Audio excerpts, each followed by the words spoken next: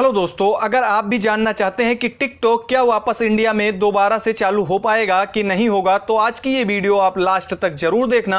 आपको मैं फैक्ट के साथ पूरी बात बताऊंगा।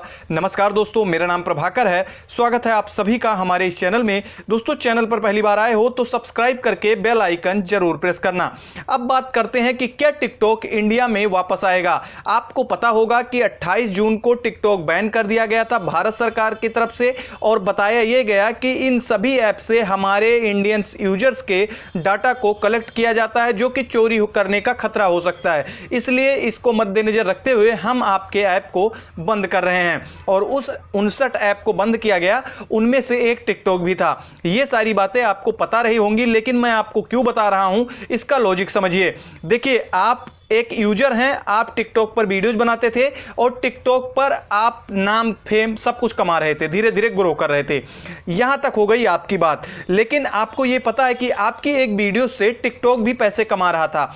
तो 45 करोड़ रुपए या से टिकटॉक को 45 करोड़ से ज्यादा रुपए का नुकसान हो रहा है, और यह नुकसान इसलिए हो रहा है क्योंकि टिकटॉक को बैन किया गया है। अब आप ये सोचिए, आप एक यूजर हैं, आप अपने माइंड से सोचिए कि आपका तो चलिए मान लीजिए 2000-1000 रुपए आपको प्रमोशन के मिल जाते थे, और इसलिए आप वीडियोज भी बनाते थे और अपनी इंटरटेनमेंट के लिए वीडियोज बनाते थे। आप वीडियोज बनाओगे, इस प्लेटफॉर्म पे नहीं बनाओगे, दूसरे प्लेटफॉर्म पे बनाओगे।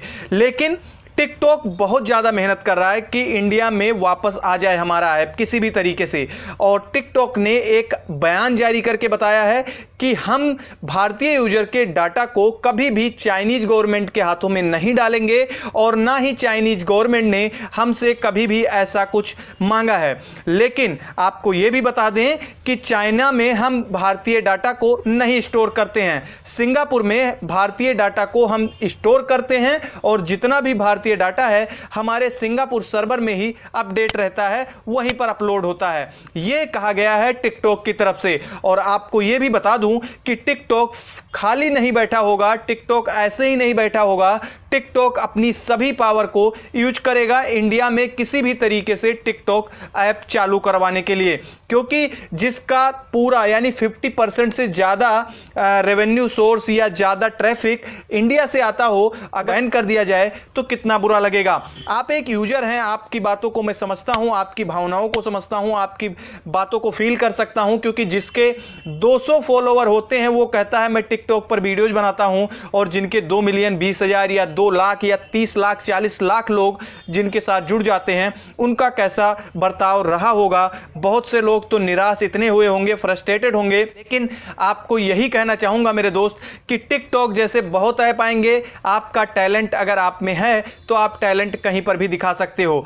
टैलेंट दिखाने का बहुत सा प्लेटफॉर्म है, चाहे आप इंस्टाग्राम यूज कर लो, या फिर एक नया ऐप लॉन्च हुआ है रोपोसो करके, इस ऐप को डाउनलोड कर लो। इंडिया का ऐप है, इस ऐप पर भी आप एक्टिव हो सकते हैं, इस पर भी आप नाम कमा सकते हैं। क्योंकि टिकटॉक 2016 में आया था म्यूजिकली के नाम से, धीरे धीरे ही इतना पॉपुलर हुआ।